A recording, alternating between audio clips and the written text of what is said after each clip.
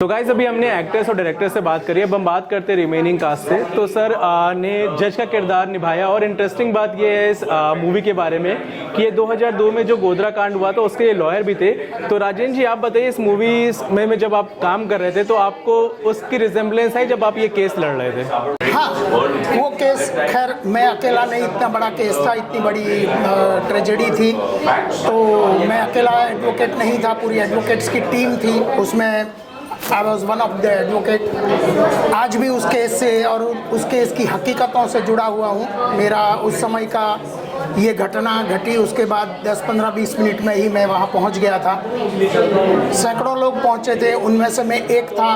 मैंने बोगी जलते हुए देखा है, बचाओ बचाओ की चीखें सुनी हैं, परवश था, कुछ कर नहीं पाया। जो प्रकार की परिस्थिति थी, बोगी पूरी जल रही थी, तो उसका दुख और दर्द भी है। तब से मैं जुड़ा इसका केस, मैं क्या कर सकता हूँ। तो बीइंग ए लॉयर मुझे हुआ कि कम से कम मेरे क्षेत्र में तो मैं कुछ कर सकता हूँ तो करूँ। उस प्रकार से मैं रियल ट्रायल और इन सब से जुड़ा, जानता रहा, ऑब्जर्व करता रहा। एक एडवोकेट होने के नाते मैं जुड़ा उस केस से।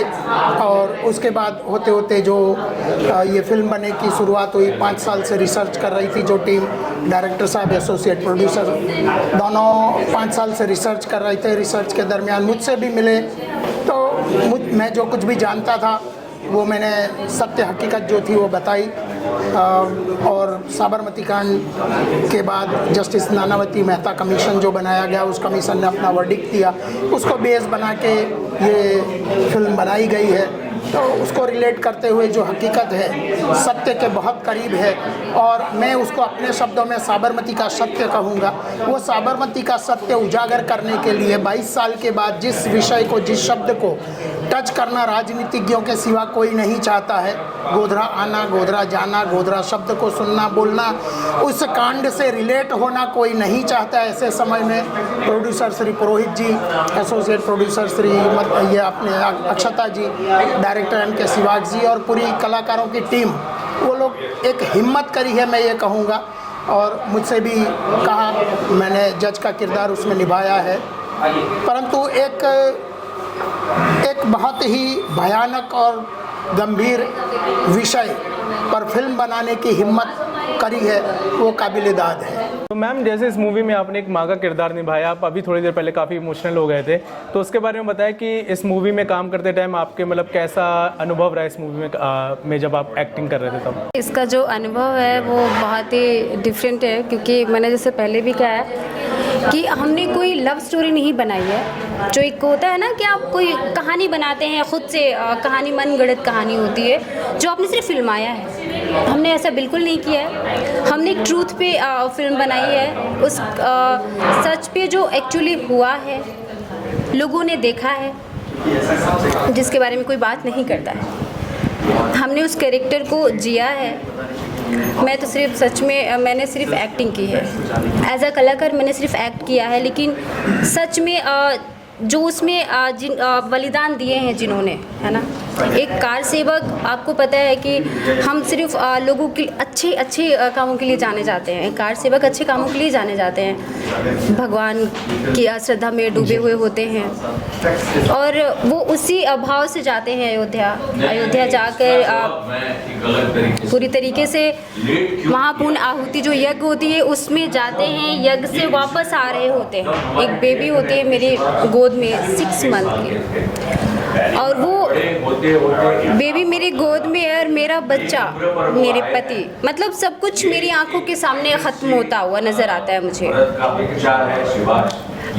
उसके बारे में जितना कोई मुझे पूछता है तो सीरियसली मुझे गूज़बम्प होने लग जाते हैं बार बार, और मैं अभी तक उसमें घुसी हुई हूँ, तो एक्सप्लेन नहीं कर सकती हूँ कि मैंने क्या फ़ील किया है, क्योंकि मैंने इंजॉय तो नहीं किया है उसे, बिल्कुल भी नहीं। मैं सिर्फ फील करती आ रही हूँ अभी तक, वो पीड़ा को मैं सिर्फ सह रही हूँ कि यार सच में ऐसा हुआ है उनके साथ में। वो लोगों ने अपनी आंखों के सामने अपना परिवार खोया है, अपनी बीवी खोया है, किसी ने बीवी बच्चा खोया है, माँ खोया है,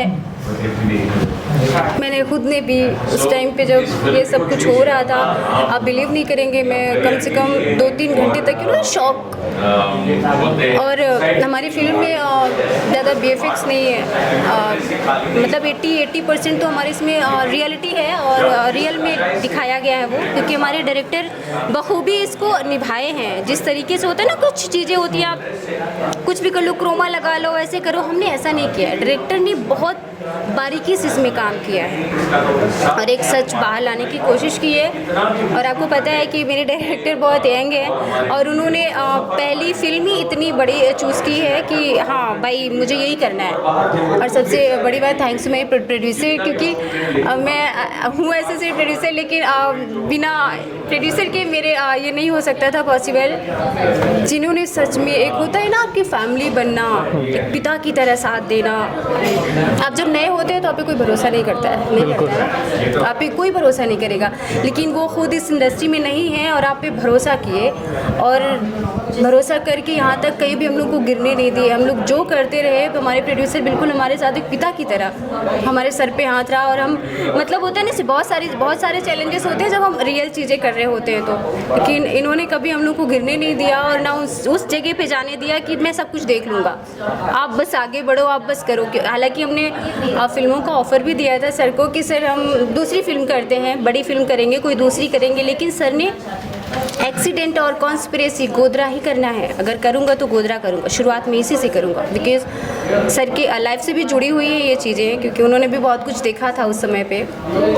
तो हम लोगों ने भी किया और फाइनली हम थिएटर तक आ चुके हैं।